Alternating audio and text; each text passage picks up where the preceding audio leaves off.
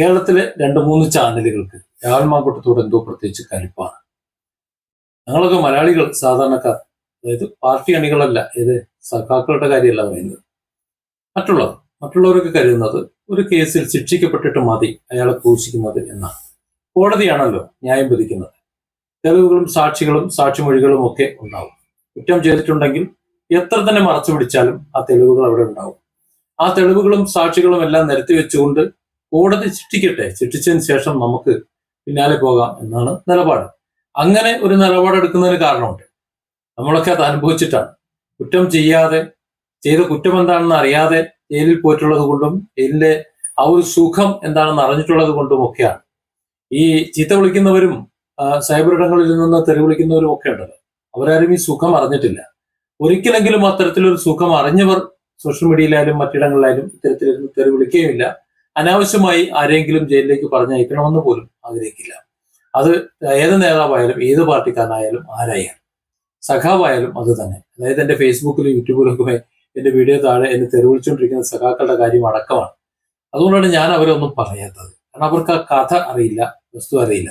ഇപ്പൊ ഞാനിത് പറഞ്ഞത് ഇന്ന് ഒരു മാധ്യമ പ്രവർത്തകൻ രാഹുൽ മാങ്കൂട്ടത്തിനോട് സംസാരിച്ച ആ സംസാരത്തിന്റെ ഒരു ദമ്മ് കണ്ടിട്ടാണ്. നമുക്കറിയാമല്ലോ, രാഹുൽ മാങ്കൂട്ടത്തിനെതിരെ 3 കേസുകളുണ്ട്. ആ കേസുകളുടെയൊക്കെ പോസ്റ്റ്മോർട്ടം നമ്മൾ പലതവണ നടത്തിയത് കൊണ്ട് വളരെ വിശദീകരിക്കുന്നില്ല. എന്നാൽ അത്തരത്തിലൊരു കേസിൽ പ്രതി ചേർക്കപ്പെട്ടു എന്നതുകൊണ്ട്, ജാമ്യത്തിൽ ഇറങ്ങി നിൽക്കുകയാണ് എന്നതുകൊണ്ട് അയാൾ, പ്രത്യേകിച്ച് വളരെ MLA കൂടിയാണ് എന്ന നിലയ്ക്ക്, അയാൾ ആരോടും മിണ്ടാൻ പാടില്ല എന്നാണ്. കോൺഗ്രസിൽ നിന്ന് അയാൾ പുറത്താക്കപ്പെട്ട് നിൽക്കുകയാണ്. അതായത് കോൺഗ്രസ് പാർട്ടി നേതൃത്വം അദ്ദേഹത്തെ പുറത്താക്കിയിരിക്കുകയാണ്. ഇനി ഒരു പക്ഷേ കോടതി കുറ്റവാളിയല്ല എന്ന് വിധിച്ചു കഴിഞ്ഞാൽ, നിരപരാധിയാണ്, അല്ലെങ്കിൽ അയാൾ മേലുള്ള കുറ്റം തെളിയിക്കാതെ അയാൾ വെറുതെ വിടുകയാണെന്നുണ്ടെങ്കിൽ പാർട്ടി തിരിച്ചെടുക്കുമായിരിക്കും. അത് അപ്പോഴത്തെ കാര്യം, നമുക്കപ്പോൾ സംസാരിക്കാം.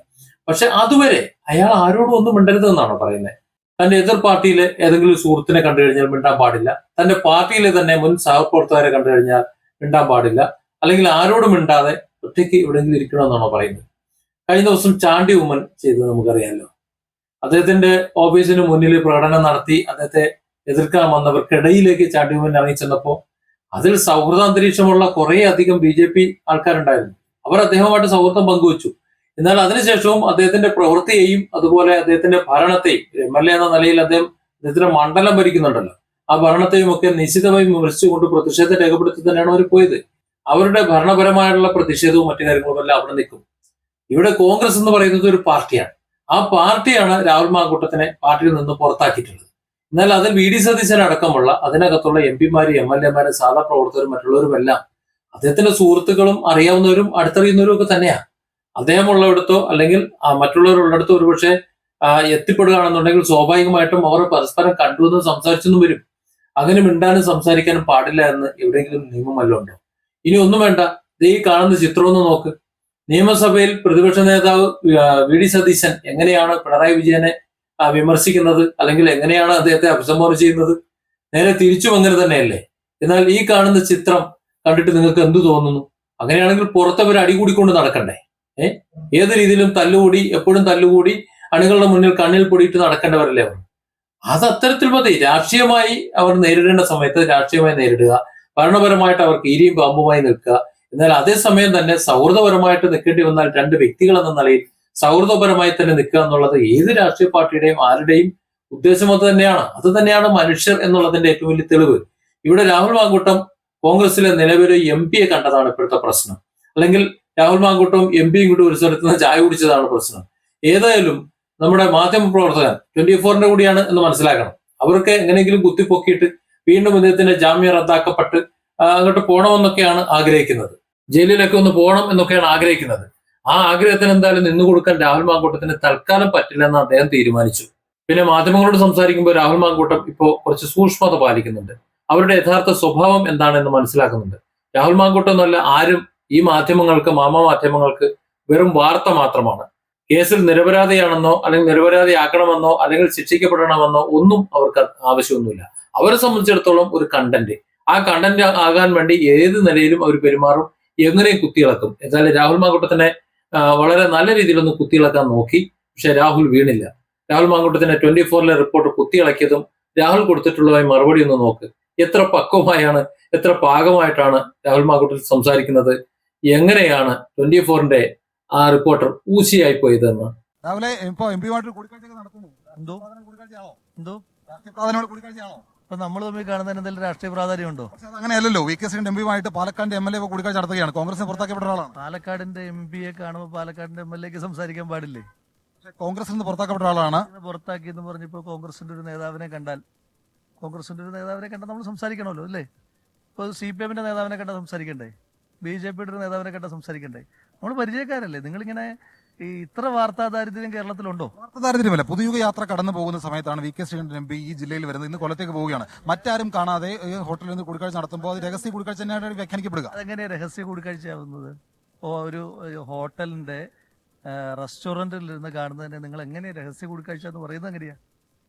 രഹസ്യമായി കാണാനാണെങ്കിൽ എത്രയോ സ്ഥലങ്ങളിൽ ഇത് കാണാം അല്ലേ? വികസനം സംബന്ധിച്ച കാര്യങ്ങളായിരുന്നു അപ്പോൾ ചർച്ച. ഞങ്ങൾ പലതും സംസാരിക്കുക. അത് ഇപ്പൊ നിങ്ങളോട് ഷെയർ ചെയ്യേണ്ട കാര്യമുണ്ടോ?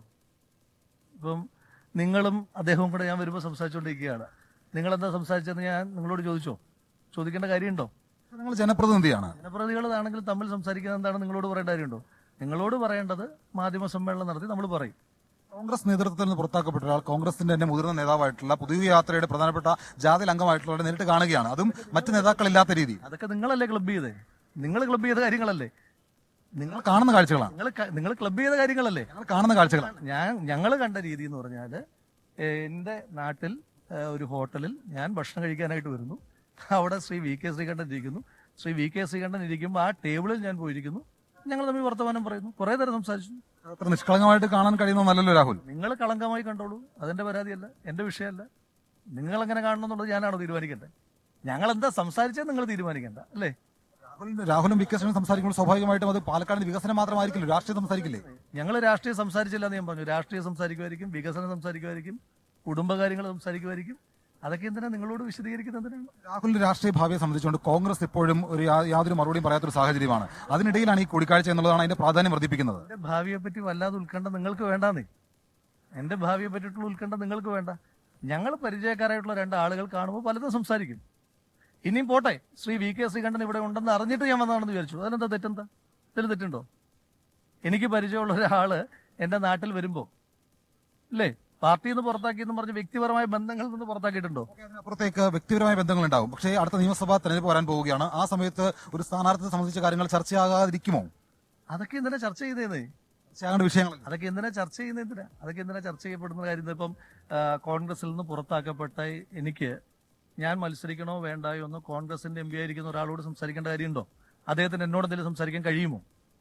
രാഹുൽ മാങ്കൂട്ടത്തിൽ അടുത്ത നിയമസഭാ തെരഞ്ഞെടുപ്പിൽ ജനവിധി തേടുമോ എന്നുള്ള ആകാംക്ഷ കേരള പൊതുസമൂഹത്തിനുണ്ട്. അപ്പോൾ അത് സ്വാഭാവികമായിട്ടും ആ കാര്യം പാലക്കാട് എം പിയോട് തന്നെ, കോൺഗ്രസിന്റെ മുതിർന്ന നേതാവിനോട് തന്നെ രാഹുലിന് ആശയവിനിമയം നടത്തേണ്ടതായിട്ടുള്ള കാര്യങ്ങളല്ലേ? നിങ്ങൾ എന്തെല്ലാം കാര്യങ്ങൾ അനുമാനിക്കുന്നു എന്നുള്ളത് നിങ്ങളുടെ മാത്രം ഇഷ്ടമാണ്. അതിൽ ഞാൻ നിങ്ങളുടെ ഭാവനയ്ക്കും നിങ്ങളുടെ ആലോചനകൾക്കും അതിർവരം വിടാൻ ഞാൻ ആളല്ല.